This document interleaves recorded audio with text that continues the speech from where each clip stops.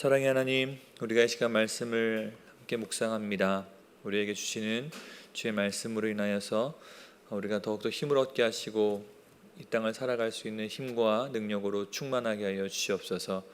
말씀의 반석 위에 견고히 세워 주셔서 우리가 이 땅의 그 어떤 시련에도 흔들리지 않도록 주님 붙들어 주시옵소서. 감사드리며 예수님의 이름으로 기도합니다. 아멘. 먼저 광고 말씀드리면요, 담임 목사님은 조금 일찍 휴가를 지금 보내십니다. 한 주간 동안 건강하게 또 잘 충전돼서 앞으로의 하반기에 목회 사역도 잘 감당할 수 있도록 여러분들 함께 기도해 주시면 좋겠습니다. 오늘 말씀은 신명기 34장 1절부터 12절까지 말씀입니다. 신명기 34장 1절부터 12절입니다. 한 절씩 교독하겠습니다. 제가 먼저 1절을 읽습니다. 모세가 모압 평지에서 느보산에 올라가 여리고 맞은편 비스가산 꼭대기에 이르매 여호와께서 길르앗 온 땅을 단까지 보이시고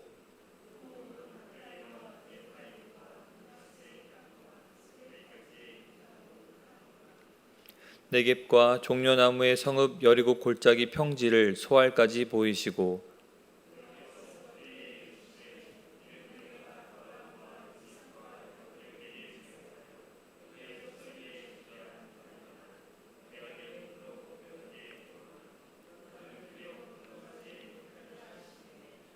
이에 여호와의 종 모세가 여호와의 말씀대로 모압 땅에 죽어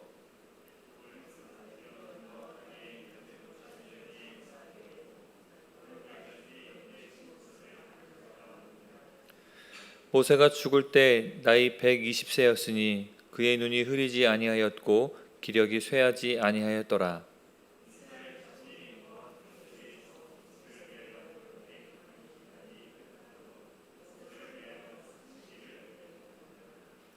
모세가 눈의 아들 여호수아에게 안수하였으므로 그에게 지혜의 영이 충만하니 이스라엘 자손이 여호와께서 모세에게 명령하신 대로 여호수아의 말을 순종하였더라.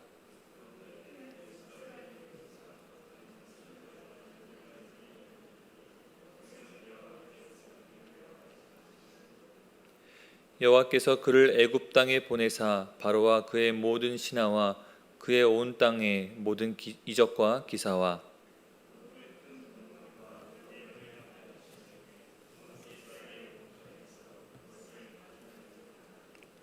아멘. 오늘 신명기 34장은 신명기 마지막 장이고 모세의 죽음과 그에 대한 평가가 그려져 있습니다.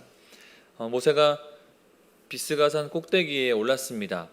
하나님께서 주위를 둘러보라고 하시면서 이제 곧 이스라엘 민족들이 들어갈 약속의 땅을 보여주십니다.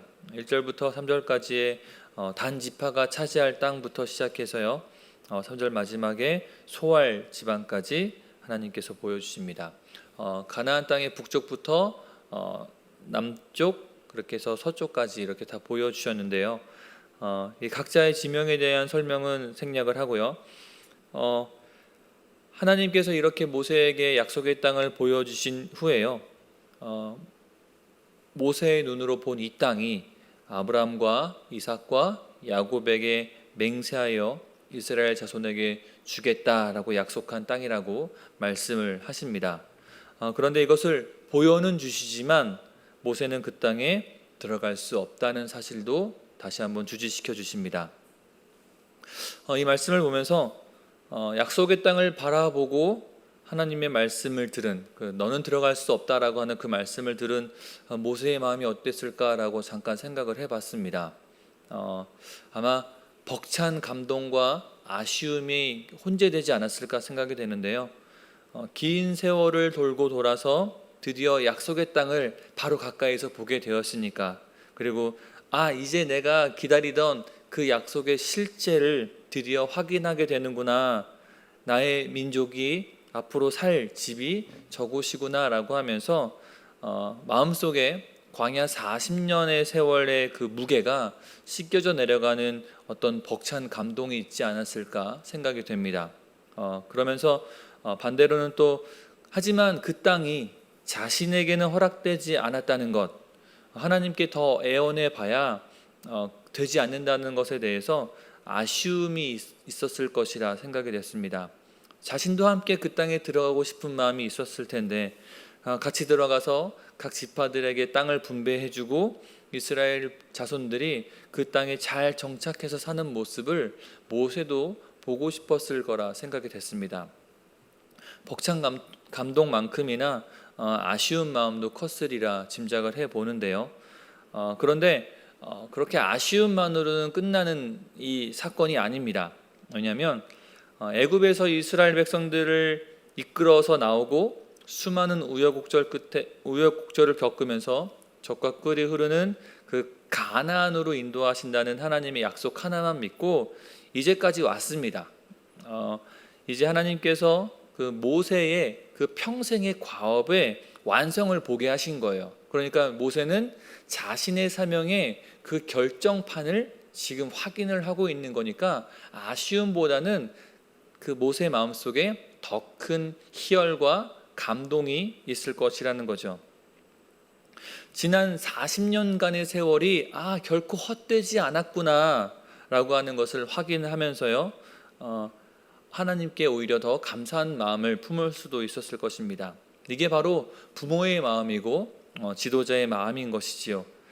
나는 비록 다음 세대와 또 더 나은 시대를 살지는 못하지만 내 자녀들이, 내 후손들이 살아갈 수 있는 그 토대를 만들어 줄 수만 있다면, 그것을 만들기만 했다면 나는 여기까지라도 만족한다라고 하는 그 부모의 마음과 지도자의 마음을 모세가 아마 갖고 있지 않았을까 생각을 해봅니다. 이것은 모세가 비록 가나안에는 들어가지 못하지만 이스라엘을 가나안으로 인도하는 그 사명을 완수하는 것이니까요. 마찬가지로 하나님께서 우리에게 사명을 주셔서 우리를 사용하실 때는요, 우리를 향하신 하나님의 그 계획과 그 목적을 반드시 이루시는 줄로 믿습니다. 주님께서 주신 그 사명에 미치지 못하거나 아니면 그 사명 이상의 것을 욕심내지 않았으면 좋겠고요. 희노애락이 가득한 우리의 그 사명의 길을 꿋꿋하게 걸어가면서 마지막 순간에 아쉬움이 아니라 벅찬 감동과 희열로 사명을 완수하는 저와 여러분이 되기를 예수님 이름으로 축복합니다. 5절에 가면 이제 모세가 죽는 장면이 나옵니다. 근데 5절의 시작에서 보니까요, 여호와의 종 모세라고 이렇게 얘기를 합니다. 모세가 죽는 순간에요, 모세의 삶을 인정을 하는데요, 그 모세의 삶을 누가 인정하냐면요, 하나님께서 인정하신 겁니다. 하나님께서 모세의 삶을 통해서요, 너는 여호와의 종, 나의 종이다 라고 그렇게 평가해 주시는 거죠. 그러니까 모세가 신실한 하나님의 종이었다라고 이렇게 간략한 문장 안에, 단어 안에 담고 있는 것입니다. 비록 모세가 불순종하는 사건으로 인해서 가나안 땅에 들어가지는 못하지만 모세를 향해서 하나님께서는 너는 신실한 나의 종이었어 라고 그렇게 말씀을 하시는 것이죠. 이것은 또 어떤 의미가 있냐면 가나안 땅에 들어가지 못하는 것이 하나님과의 관계를 갈라놓는 것이 아니라고 얘기하는 거예요. 간혹 가다가 그런 고민이나 그런 질문을 하시는 것들 들었는데요, 불평 불만이 많아서 가나안에 들어가지 못하고 광야에서 죽은 출애굽 1세대들은 과연 구원받지 못한 것인가? 라고 하는 그런 질문을 들어본 적이 있습니다. 그렇다면 반대로 모세가 약속의 땅을 코앞에 두고 들어가지 못한 것은 그의 인생이 실패한 것일까요? 전혀 그렇지가 않습니다. 모세는 하나님의 말씀대로 죽었고 장사됐어요. 이것을 히브리어 원문으로 보면 모세가 말씀에 따라 죽었다라고 얘기를 하는데요, 이것을 그냥 문자 그대로 보면 하나님의 입에서 죽었다라고 얘기를 합니다. 그리고 5절 끝자락에 있는 모압 땅에서 죽어 6절 초반에 있는 골짜기에 장사되었고 라고 하는 그 말씀의 히브리어 원어가요, 그가 그를 묻었다라고 하는 표현입니다. 그러니까 모세가 죽었고 그가 그를 묻었어요. 근데 묻은 그가 누군지는 정확히 몰라요.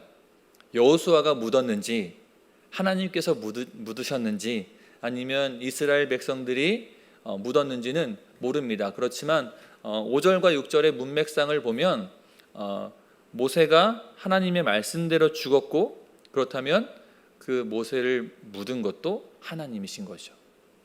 그래서 아무도 모세가 어디에 묻혀 있는지를 알지 못하는 것이죠. 어떤 누군가가 모세를 묻었다면 분명히 그 모세의 무덤을 알고 있을 거예요. 근데 하나님 말씀대로 모세가 죽었고, 하나님께서 모세를 장사 지내셨기 때문에 아무도 알지 못하는 것이죠. 그렇다면 왜 하나님께서 그렇게 하셨을까라는 고민을 우리는 해보게 되는데요. 모세의 삶이 이스라엘 민족을 위한 것이었듯이 모세의 죽음 또한 이스라엘을 위한 것이었습니다. 고대 근동 지방에, 이 당시에 고대 근동 지방에 어떤 풍습이 있었냐면 조상들의 영혼을 숭배하고 그들에게 제물을 바치는 그런 풍습이 있었어요. 이스라엘 백성들이 모세가 시내산에 올라가 있을 때 그들이 어떤 행동을 했죠? 금송아지를 만들어서 이것이 우리를 인도한 신이다라고 하면서 한바탕 잔치를 벌였습니다. 인간의 어리석음, 그리고 이스라엘 민족들의 그 전적을 봤을 때 아마 모세의 무덤을 알고 있다면 이스라엘 자손들이 모세를 숭배하는 그런 일이 일어날 가능성이 충분하겠죠. 그러니까 하나님께서는 이런 어리석은 우상 숭배의 죄를 범하지 않게 하기 위해서 모세의 죽음을 모세와 하나님 그 개인적인 관계 속에서 그냥 이루신 것이죠. 모세가 약속의 땅인 가나안에 들어가지 못한 것도 어쩌면 이와 관련해서 생각해 볼 수 있을 것 같아요. 모세가 가나안에 들어가서 출애굽, 그리고 광야 생활, 그리고 가나안 땅의 초대 지도자로서 살았다면 거기 이스라엘 백성들은 이 모세를 숭상할 확률은 더 높아집니다. 왜요? 가장 위대한 지도자니까요. 우리를 아주 고달팠던 애굽에서 건져냈고 광야 40년을 인도해냈고 또 약속의 땅에서 우리를 지도한 인도자니까 이 모세를 숭상할 가능성은 더 농후해지는 것입니다. 비록 이것은 저의 추측일 뿐이지만 이런 이유에서도 모세의 걸음이 모압 땅에서 멈춰지는 것이 모세를 위해서나 이스라엘을 위해서나 하나님이 보시기에 선한 일인 것 같습니다. 제가 신대원 다닐 때 그 당시 대학원의 원장님이셨던 교수님이 강의 시간마다 하신 말씀이 있었어요. 뭐냐면 살면 충성, 죽으면 영광. 늘 이 간단한 문장을 반복하셨어요.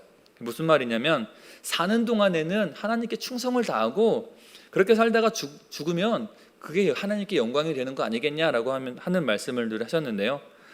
그 말씀을 들으면서 그래, 사는 동안 충성을 다하고 죽는 순간까지도 하나님께 영광이 되는, 하나님께서 기뻐하시는 모습이면 좋겠다라고 하는 생각을 했습니다.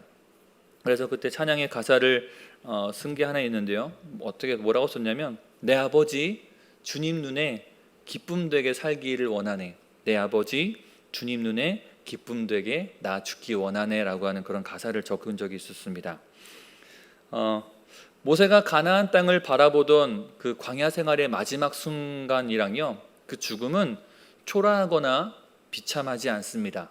전혀 모자라지 않습니다. 애굽에서는요 110살이 사람이 살 수 있는 가장 이상적인 나이라고 여긴다고 합니다. 반면에 이스라엘은 120세가 사람의 가장 이상적인 나이로 꼽는다고 하는데요. 그래서 유대인들은 아직까지도 장수의 복을 서로 빌 때 120세까지 살기를 원합니다 라고 이렇게 서로를 축복한다고 합니다. 그런데 여러분 생각해 보세요. 가장 이상적인 나이인 120살까지 장수했고요. 그런데 이제 언제 죽어도 이상하지 않은 나이이지만 여전히 모세는 팔팔합니다.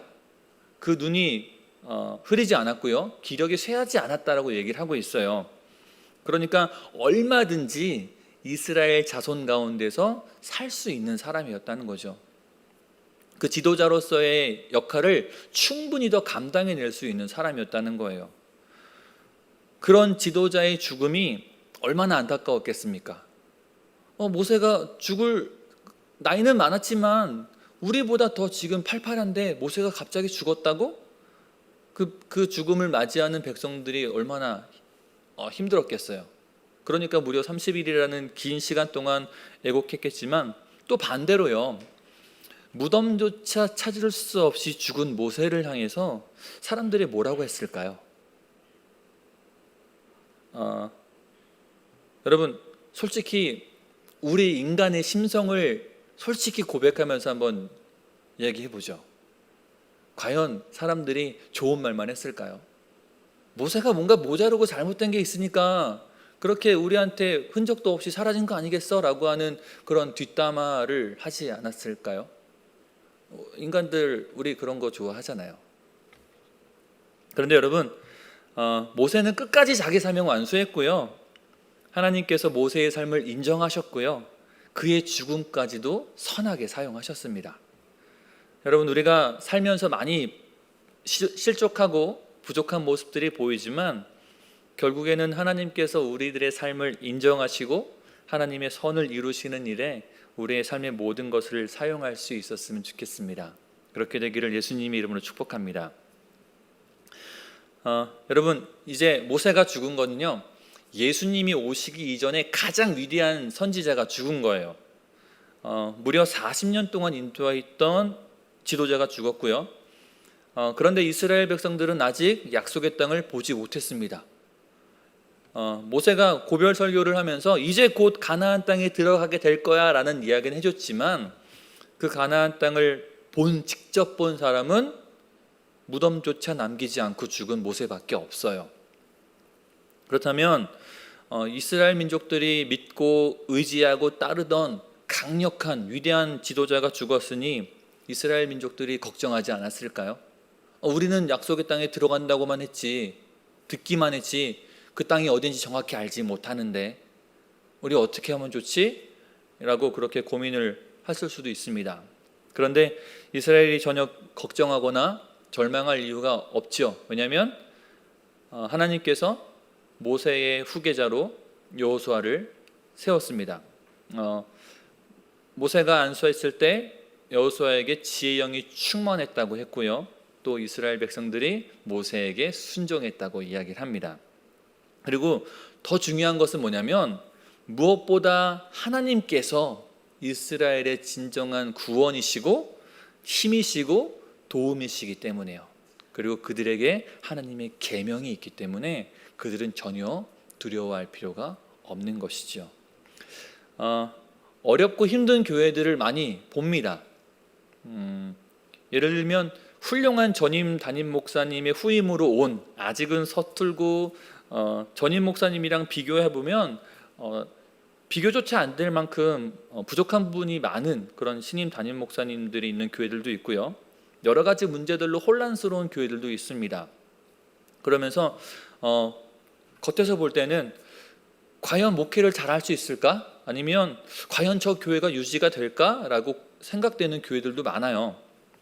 그리고 이렇게 생각하는 사람들도 있습니다. 보나마나 얼마 못 가고 문 닫게 생겼네 라고 이렇게 말하는 사람들도 있습니다. 그런데 여러분, 교회가 쉽게 망하지 않더라고요. 다른 이유를 찾을 수가 없어요. 왜 저 교회가 왜 이렇게 망할 것 같은데 왜 안 망했을까라고 고민을 해봐도요, 오직 하나님께서 그 교회의 주인 되시니까, 그리고 아무리 목회자가 서투르던가 아니면 그 교회에 여러 가지 문제가 있어도 그곳에서는 여전히 주님의 진리가 선포되고 있으니까, 그거 이유 말고는 도저히 찾을 수가 없더라고요. 여러분, 우리들의 삶의 주인이 하나님이십니다.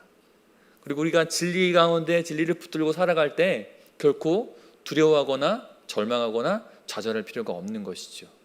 하나님께서 우리들의 삶을 인도하여 주시니까요. 하나님만이 우리의 구원이십니다. 아멘. 하나님께서 우리의 힘이시고 도움이 되십니다.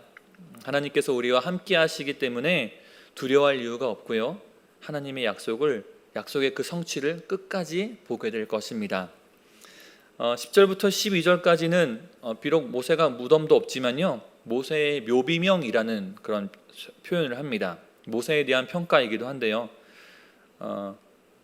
여기서 이 3절 속에서 제가 주목한 것은 뭐냐면, 하나님께서 모세와 얼굴과 얼굴을 대면하면서 모세를 아셨다는 거예요.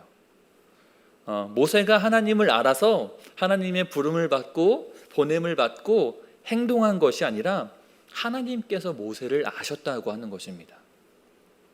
이것이 얼마나 큰 위로이고 격려이고 도전인지 모르겠습니다. 우리가 하나님을 아는 것 같지만 사실은 잘 알지 못해요. 고린도전서 13장 12절에 이렇게 얘기를 합니다. 우리가 지금은 거울로 보는 것 같이 희미하나. 여러분, 이 당시의 거울은 우리가 지금 선명하게 보는 그 거울과 다르다는 거 아시죠? 그냥 형체만 희미하게 보이는 그런 거울입니다. 그러니까 우리가 하나님을 안다고 해도 우리는 아주 희미하게 하나님을 알고 있는 거예요. 그런데 하나님께서 우리를 아신다는 거죠. 어떻게? 완전하게. 우리의 수준, 우리의 능력치, 우리의 한계, 그 모든 것을 하나님께서는 알고 계십니다. 그러니까 하나님께서 우리를 보내신다면 그냥 가면 되는 거예요. 하나님께서 우리에게 일을 맡기신다면 그냥 하면 되는 겁니다. 나를 완전히 알고 계신 그 하나님께서 나를 보내시고 어떤 일을 맡기신다면 그건 내가 그곳에 갈 수 있고 그 일을 할 수 있으니까 내게 맡기시는 거예요. 내가 할 수 없다면 나를 잘 아시는 하나님께서 그 일을 맡기지 않으시겠죠. 나를 지으시고 나를 그 누구보다 완전하게 잘 아시는 하나님께서 내가 감당할 수 있는 그 사명을 주시는 것입니다. 우리가 믿음과 사명의 길에서 어떤 의심이 들거나 염려가 될 때 하나님께서 나를 아신다라고 하는 이 사실이 정말 큰 도움이 될 것입니다. 예를 하나만 들어볼게요. 모세를 아시는 하나님께서요, 모세에게 임하셔서 모세를 애굽에 보내려고 했습니다. 그때 모세가 막 튕기죠. 그러면서 이런 말을 합니다. 하나님, 저는 입이 둔한 사람입니다. 가서 무슨 말을 할지 몰라요. 그때 하나님께서 이렇게 대답하신 거죠. 알아, 너 입 둔한 거. 그래서 내가 네 형 아론을 너의 대언자로 쓸 거야. 됐지? 이제 가. 모세를 그 누구보다 잘 아시는 하나님께서 모세에게 필요한 그 방법까지 다 이미 채워주신 겁니다. 그래서 내가 너 쓸 거야. 네가 입이 둔해도 네가 할 수 있으니까, 그리고 네가 하게 될 거니까, 그리고 너의 주변의 모든 것들을 내가 다 이용해서 하게 할 거니까 그냥 가면 돼. 여러분, 가서 모세가 뭐 딱히 한 거 없습니다. 하나님께서 주시는 말씀대로만 그냥 걸었어요. 그랬더니 가장 위대한 지도자가 됐습니다. 모세를 아시는 하나님께서 보내시고 행하게 하신 것처럼요, 우리도 하나님께서 보내시면 그냥 가자고요. 그리고 하나님께서 말씀하시면 그냥 행했으면 좋겠습니다. 그렇게 하나님과 동행하는 저와 여러분이 되기를 예수님의 이름으로 축복합니다. 오늘 모세의 이야기를 보면서 주로 사명에 초점이 맞춰졌었는데요. 하나님께서 우리에게 주신 그 사명이 다 각자 다를 거예요. 근데 분명한 것은 우리에게 주신 그 사명대로 하나님이 이루신다고 하는 것입니다. 또 하나님 우리를 가장 잘 아시는 분이시기 때문에, 우리를 완전하고 완벽하게 아시는 분이기 때문에 하나님께서 우리에게 할 수 있는 사명들을 맡기신다는 것이죠. 그렇다면 말씀하신 대로 우리가 순종하면서 나아갈 때 하나님께서 기뻐하시는 그런 삶으로 주님과 온전히 동행하는 삶을 살게 될 줄로 믿습니다. 오늘 여러분들 각자에게 감동으로 주시는 하나님 말씀 붙들면서 기도했으면 좋겠고요. 이 아침에 가지고 나온 기도 제목에 대해서 하나님께서 응답하신 것에 대해서 미리 감사하면서 함께 기도하시고, 제가 말씀 시작할 때 광고했던 것처럼 담임 목사님을 위해서 잘 충전되어서 하반기 사역도 잘 감당할 수 있도록 함께 해달라고, 지켜달라고 이 시간 주님 이름 3번 외치고 함께 기도하도록 하겠습니다. 주님, 주님, 주님, 하나님,